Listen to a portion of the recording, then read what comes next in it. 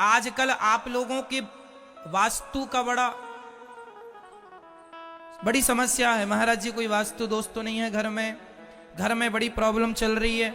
आपके घर में प्रॉब्लम इसलिए भी चलती है आपके घर में, क्योंकि आपके घर में जिस घर के सामने फ्रंट पर शंख और चक्र बना होता है, या श्रीमन नारायण लिखा होता है, या श्री सीताराम लिखा होता है, या श्री सीताराम या श्री राधे श्याम लिखा होता है, उस घर में कभी नेगेटिविटी प्रवेश नहीं करती, कोई संकट प्रवेश नहीं करता। लेकिन आपके घर में ये कुछ ना लिखा हुआ।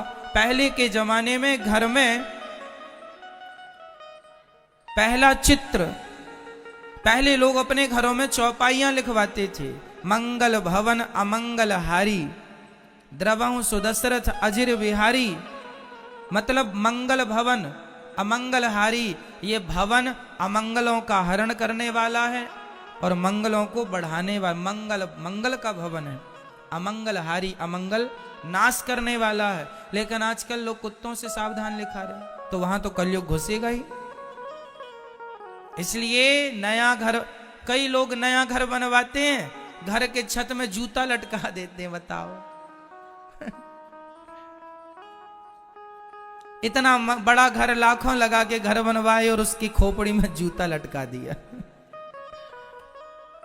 आप इतना सुंदर श्रृंगार करें पार्टी में जाने के लिए और सब सज धज के फिर आप भी अपने ऊपर एक जूता लटका लें यहां, कैसा लगेगा? अच्छा लगेगा?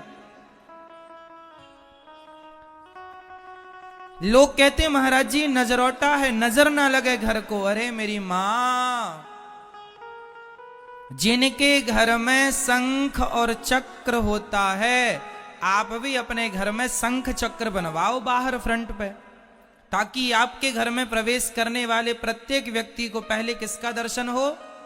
शंख का और चक्र का।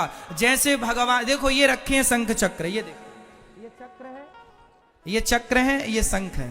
देखो आप फ्रंट भी भागवत जी पे आप देख रहे हैं, क्यों रखे हैं? ये ऐसे सजाने के लिए नहीं रखे, कारण है इसका कारण ये है कि ये जो चक्र हैं, ये जैसे भगवान श्री कृष्ण के सुदर्शन चक्र ने सारे दुष्टों का दमन किया, ऐसे ही जब आपके घर में शंख चक्र होगा तो चक्र का अर्थ यही हुआ कि जैसे भगवान ने समस्त दुष्टों का चक्र से दमन कर दिया, उसी प्रकार घर में घुसने वाली हर बुराई का शंख जी हमेशा के लिए, चक्र हमेशा उनका नाश करता रहे। आपके घर में कोई भी नकारात्मकता, नेगेटिविटी प्रवेश ना करे, चक्र उन्हें बाहर ही काटते रहे, इसलिए चक्र अंकित किया जाता है। शंख इसलिए अंकित किया जाता है, विजय का उद्घोष है शंख, है ना। शंख इसलिए बजाया जाता है खुशी के लिए, शंखनाद हो गया मतलब विजय हो गई, है ना। विजय का शंख बजाया जाता है, तो जिसके घर में सदा विजय का शंख बजता रहे, खुशियों का शंखनाद होता रहे, तो शंख और चक्र इसलिए घर में अंकित किया जाता है ना। ये शंख चक्र ताकि आप लोग दर्शन करते रहें। जगन्नाथपुरी के मंदिर में जगन्नाथ भगवान, देखो जगन्नाथपुरी के मंदिर में जगन्नाथ जी के मंदिर के ऊपर चक्र रखा हुआ है, आपने कभी गौर किया? जगन्नाथ भगवान के जो मंदिर के ऊपर चक्र है, वह भगवान का सच्ची वाला सुदर्शन चक्र रखा गया है। जब भगवान श्री कृष्ण धरती से जाने लगे अपनी लीला को पूरा करके, तो भगवान ने उस चक्र को वहां स्थापित कर दिया था, अपने चक्र को। उस चक्र के टुकड़े पर बड़े बड़े वैज्ञानिक रिसर्च कर रहे हैं कि किस धातु का है, किसी को अभी उत्तर नहीं मिला। ये जगन्नाथ जी का मंदिर आप टीवी पर देख रहे हैं, वो ध्वजा जो देख रहे हैं, ध्वजा जिस पर बंधी है वह चक्र है, ये जगन्नाथ जी के मंदिर का। तो ये चक्र है। यदि आप मंदिर में भगवान का दर्शन ना कर पाए तो कोई बात नहीं, अपने घर में ध्वजा लगाइएगा। ध्वजा में से झंडा, लाल कलर का झंडा, भगवा कलर का झंडा, झंडा लगाना चाहिए, पीला भी लगा सकते हैं, है ना। झंडा क्यों लगाया जाता है? झंडा ऊंचा रहे हमारा, है तो झंडा इसलिए लगा, हर देश का एक झंडा होता है ना, हमारे देश का तिरंगा है। उसी तरह आपके घर में एक झंडा लहराता रहे, भगवान के नाम का झंडा, ताकि आप जैसे वो झंडा लहरा रहा है उसी तरह आपके जीवन में आपकी खुशियों का भी परचम लहराता रहे, खुशियों का, विजय का, आपकी जय जयकार का परचम। इसलिए घर के ऊपर एक झंडा, पहले वो झंडा भगवान को समर्पित करो, भगवान को स्पर्श कराओ और फिर घर के ऊपर उसे लगाओ। लेकिन आप लोग जूता लटकाते हैं उल्टा।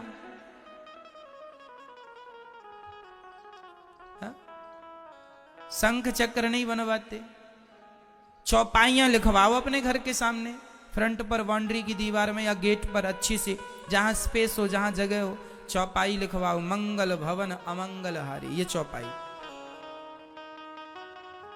घर में फिर कभी जो आपके घर में बड़ा क्लेश है, बड़ा कष्ट है, बड़ी लड़ाइयां चल रही हैं, झगड़ा तू मैं चल रहा, कुछ नहीं होगा। ये घर शुद्ध होना चाहिए। घर में जाते ही, कई लोगों के घर में आपने देखा है, जाते ही ना एक पॉजिटिव एनर्जी दिखती है, एक अच्छा लगता है, बहुत अच्छा। और कई बार ना किसी के घर में जाते ना बिल्कुल ऐसा लगता है कि हम जेल में आ गए, है ना, कहाँ आ गए, मतलब एक नेगेटिविटी है उसके घर में, होता है। धरती का भी प्रभाव पड़ता है, घरों का बहुत बड़ा प्रभाव होता है। घर कैसे होने चाहिए, कोशिश ऐसी हो, आज के जमाने में पता है लोग ना सड़क में भी घर बना लेते हैं अपना।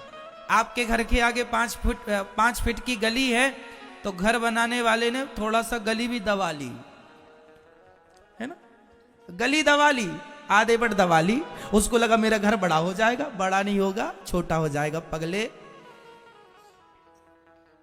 कैसे छोटा हो जाएगा? तुम्हारे घर में वास्तु दोष लग जाएगा। उस घर में वास्तु दोष काम नहीं करता। हम जब बता रहे हैं आपको, जब भी घर बनाया करो तो कोशिश ये हो कि घर के चारों तरफ थोड़ी थोड़ी, भले 2-2 फीट जगह छोटी हो, पूरे घर के चारों तरफ घर की जगह छोटी हो, घर की परिक्रमा लग सके। जिस घर की परिक्रमा लग रही है, जिस घर में चारों तरफ भले 2-2 फीट की जगह छोटी है, उस घर में कोई वास्तु दोष नहीं लगता, है ना।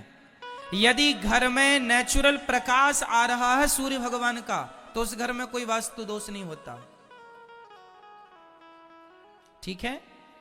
तो प्रकाश, आप जब नया घर बनवाइए तो कोशिश यही करिए कि 2-2 फीट ही सही, 4-4 फीट ही सही चारों तरफ, ताकि घर की परिक्रमा, साफ सफाई भी होती रहे, घर की प्रदक्षिणा होती रहे, है ना। तो घर सुंदर भी दिखेगा, अच्छा भी होगा, प्रॉपर जगह पे लाइट बात हो, प्रॉपर जगह पे रसोई हो, है ना। ये सब वास्तु है। चलो हम वास्तु के टिप्स आपको अभी ना दें, क्योंकि जब घर बनाएंगे तो आप गूगल पर सर्च कर लेंगे, आपको पता लग जाएगा कहाँ क्या है, कहाँ क्या नहीं है, कहाँ क्या होना चाहिए, तो सब गूगल में आजकल मिल जाता है। हम ये बोलेंगे कि थोड़ा ध्यान जरूर दिया करो, है ना। चलिए अब हम ये बताएंगे जो गूगल में नहीं मिलेगा, वो हम आपको बताएं कि जब भी नया घर बनवाएंगे या आप अपने घर में अब जाएंगे, तो आप अभी जैसे आने वाली पूर्णिमा है, पूर्णिमा के दिन ही आप एक ध्वजा लाइए, ध्वजा का पूजन कीजिए, ध्वजा में स्वास्तिक बनाइए और अपने घर के ऊपर फ्रंट पे चढ़ा दीजिए, ये ध्वजारोहण हो जाता है, ठीक है। एक पेंटर को बुलाइए, घर के आगे में जहां देखिए बढ़िया सजाकर शंख चक्र ऐसे जैसे ये रखे हैं सामने, शंख और चक्र बनवाइए, शंख चक्र अंकित कराइए और बीच में तिलक, ये तिलक का, मेरे माथे पर तिलक देख रहे हैं आप, और जैसा तिलक आप सामने देख रहे हैं ये तिलक है। ये क्या है? ये देखो, ये भगवान के चरण हैं।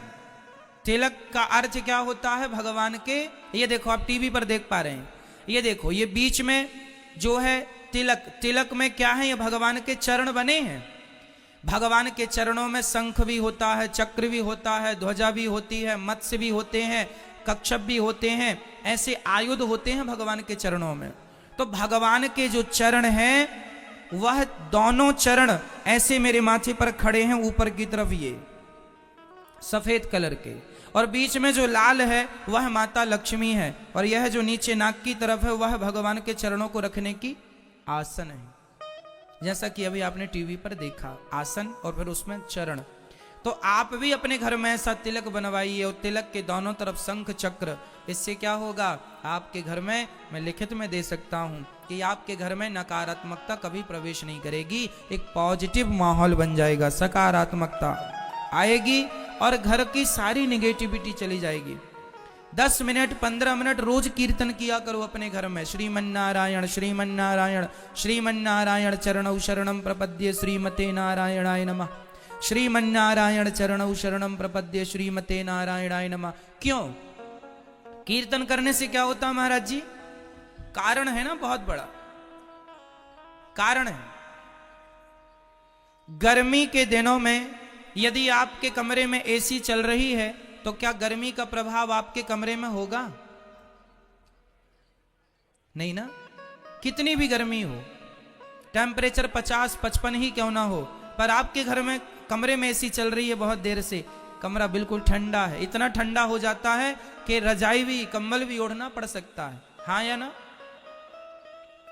गर्मी तो है मेरी मां, पर एसी के सामने गर्मी का प्रभाव शून्य हो जाता है। उसी प्रकार कलयुग तो है मेरी मां, पर जहां कीर्तन भजन सत्संग होता है, भगवान का नाम होता है, वहां कलयुग का प्रभाव बिल्कुल शून्य हो जाता है, वहां जहां भगवान का नाम जपा जाता है। इसलिए अपने घर में रोज कीर्तन करो, आधा घंटा रोज बैठो, पति पत्नी बेटा बेटी सब बैठो और श्रीमन्नारायण श्रीमन्नारायण श्रीमन्नारायण रोज जाप करो।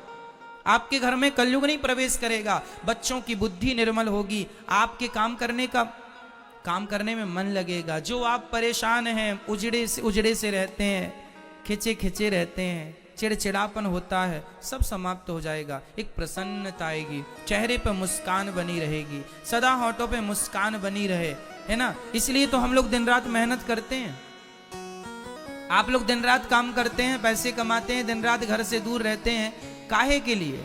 इसलिए ना कि कुछ मुस्कान आपके होठों पे आए, आपकी पत्नी के होठों पे, आपके बच्चों के होठों पे मुस्कान बनी रहे, खुशियां बनी रहे। अरे खुशियां पैसों से नहीं आती, भगवान का चिंतन करो, समर्पण करो तो खुशियां बढ़ेंगी। लेकिन आप खुशियों का गलत ही अर्थ लगाते हैं, आपको लगता पैसा आएगा तो खुशी आएगी। जिनके पास बहुत पैसा है खुशी नहीं है, क्यों? इसलिए समय निकाला करो मेरी मां, और भगवान का अधिक से अधिक चिंतन किया करो। तो आप अपने घर का, यदि घर के आगे लिखवाए हैं कुत्तों से सावधान, उसे हटाएंगे और उसकी जगह पे लिखाएंगे मंगल भवन अमंगल हारी, द्रवहु सुदशरथ अजिर बिहारी, ये लिखवाएंगे। ठीक है?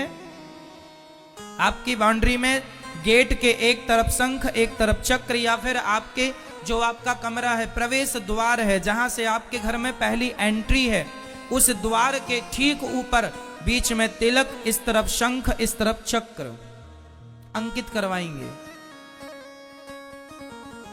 है ना।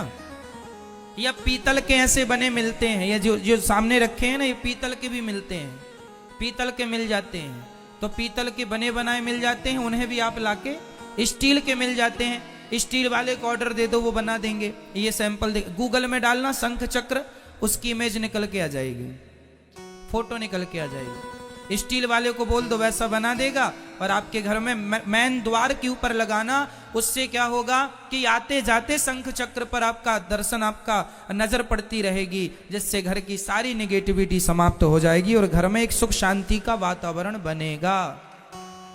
सबको करना है, अपने घर में क्या लगाना है? शंख और चक्र अंकित करना।